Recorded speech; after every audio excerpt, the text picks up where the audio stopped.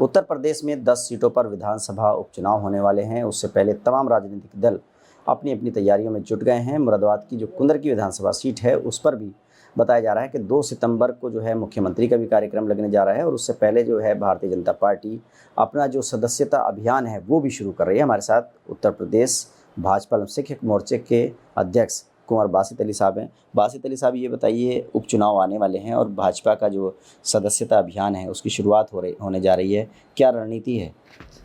देखिए, इस बार भारतीय जनता पार्टी 1 तारीख से जी अपनी मेंबरशिप ड्राइव शुरू करने जा रही है, जिसमें हमारे राष्ट्रीय अध्यक्ष माननीय मोदी जी को पहला मेंबर बना करके और पूरे देश में उसको लॉन्च करेंगे। और भारतीय जनता पार्टी क्योंकि दुनिया की सबसे बड़ी पार्टी है और एक देश के अंदर एक बड़ा मूवमेंट, जब भारतीय जनता पार्टी की हर 6 साल के अंदर मेंबरशिप खुलती है और बड़ी तादाद में मेंबर बनते हैं, उम्मीद है कि इस बार हम फिर से दुनिया की सबसे बड़ी पार्टी बनेंगे। लोगों में उत्साह है मोदी जी की और भारतीय जनता पार्टी की नीतियों को लेकर के। पंडित दीनदयाल जी और जो भाजपा की पथ अंत्योदय, लक्ष्य अंत्योदय और उसके लेकर के नीति है, क्योंकि हम गरीब कल्याण को लेकर के और समाज के पिछड़े तबकों को लेकर के, दबे कुचलों को लेकर के आगे बढ़े हैं। आज अल्पसंख्यक मोर्चे के आप अध्यक्ष हैं, तो यूपी में क्या अल्पसंख्यकों की बड़ी संख्या है? क्या अल्पसंख्यकों को जोड़ने के लिए कुछ अलग से रणनीति बनाई है आपने? देखिए, अल्पसंख्यक समाज पहले से ही बड़ी तादाद में भारतीय जनता पार्टी से जुड़ता है, इस बार और बड़ी तादाद में जुड़ेगा। हम सूफियों के साथ, मोदी मित्रों के साथ, मुस्लिम महिलाओं के साथ, 3 तलाक की जो पीड़ित महिलाएं हैं उनके साथ में एक वार्तालाप करेंगे और संवाद स्थापित करके, बातचीत करके उनको भारतीय जनता पार्टी के साथ लाने का प्रयास करेंगे। साथ ही साथ जो छूट गए हैं, जो रह गए हैं, और जो पंडित दीनदयाल जी की एक थॉट है, सरकार की अल्पसंख्यक समाज के लिए योजनाएं हैं, जैसे उसमें आवास योजना है, प्रधानमंत्री आवास योजना, आयुष्मान कार्ड के, तो इस तरह के जो लाभार्थी हैं अल्पसंख्यक समाज के, क्या उनको भी अप्रोच कर रहे हैं आप लोग? लेकिन निश्चित रूप से हमें हर घर जाना है, घर घर जाना है और पार्टी के साथ लोगों को जोड़ना है। मुस्लिम महिलाओं को भी जोड़ना है, बुजुर्गों को जोड़ना है, सूफियों को जोड़ना है, मौलानाओं को जोड़ना है, नौजवानों को जोड़ना है और सभी लोगों तक अपनी बात पहुंचानी है। भारतीय जनता पार्टी के साथ और मोदी जी की नीतियों में आज देश का मुसलमान विश्वास रखता है, भारतीय जनता पार्टी से चलना चाहता है। बड़ी तादाद में भारतीय जनता पार्टी क्या लग रहा है कुंदरकी विधानसभा सीट, क्योंकि मुस्लिम बहुल सीट है, ये भी चर्चाएं हैं कि एनडीए से कोई मुस्लिम प्रत्याशी या भाजपा से आ सकता है, तो क्या रणनीति बनाई है कुंदरकी विधानसभा उपचुनाव के लिए, क्या तैयारी है?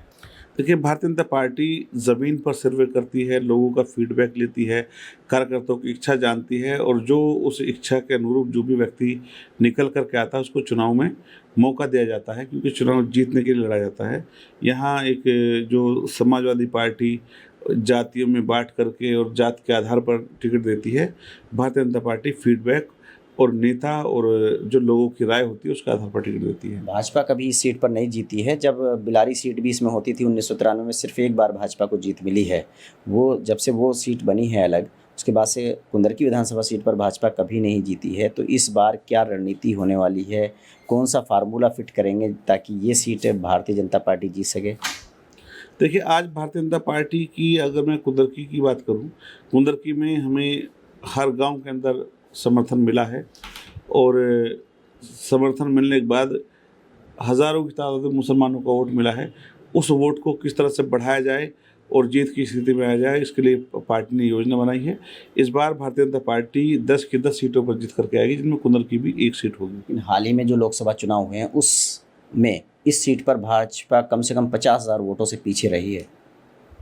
देखिए, सपा बसपा जो गठबंधन था वो ठगबंधन था। उन्होंने लोगों को भटका कर, बहका कर, बरगला कर और कानूनों का डर दिखाकर, संविधान की झूठी अफवाह फैलाकर लोगों के खिलाफ भाजपा ये करने जा रही है, वो करने जा रही है, उसका एक अफवाह फैलाकर लोगों को भटकाने का काम किया। वो कहीं कहीं अपनी इस चाल में कामयाब भी हुए थोड़े बहुत, लेकिन अब लोग समझ चुके हैं। क्या लगता है इस उपचुनाव में, जिस तरह से बहुजन समाज पार्टी ने ऐलान किया कि वो भी उपचुनाव में हिस्सा लेंगे, तो जो कांग्रेस और सपा का गठबंधन है जो लोकसभा चुनाव में था और इस बार भी रहेगा, उम्मीद है, तो आपको क्या लगता है कि इस बार भाजपा को इससे फ़ायदा होगा अगर बहुजन समाज पार्टी और ये इंडिया गठबंधन अलग अलग लड़ते हैं मुकाबले में? देखिए, अगर इसको ऐसा देखा जाए कि चाहे वो असपा हो, बसपा हो, सपा हो या जो भी दल चुनाव लड़ना चाहते हैं, उन्होंने एक अपना एक वर्गीकरण समाज का किया है। जैसे कि चर्चा है कि एक समाजवादी पार्टी तुर्क को लड़ाने जा रही है और तुर्क यहाँ पर 70,000 है, बड़ी तादाद है उनकी। उसी तरह से मलिक को असपा लड़ाने जा रही है और बसपा भी उसी तरह से किसी को लड़ाने जा रही है। बाकी वोट जो बड़े समाज के हर तबके का वोट भारतीय जनता पार्टी के साथ आएगा, क्योंकि भारतीय जनता पार्टी सबका साथ, सबका विकास और सबके विश्वास के साथ आगे बढ़ती है। और जब तक सबका समर्थन नहीं होगा, सबका विश्वास नहीं होगा, तो कोई जीत नहीं सकता है। इसलिए भाजपा जीतेगी। देखिए, ये हैं भारतीय जनता पार्टी के प्रदेश अल्पसंख्यक मोर्चे के अध्यक्ष। इनका कहना है कि इस बार जो उपचुनाव होने वाले हैं उनमें सभी 10 सीटों पर भारतीय जनता पार्टी जीत हासिल करेगी। अब ये देखने वाली बात होगी कि आने वाले विधानसभा के उपचुनाव में भारतीय जनता पार्टी को कितनी सीटों पर जीत मिलती है। Baidur Rahman, ABP news network, Moradabad. For exclusive and insightful videos, subscribe to our new channel ABP Live Premium.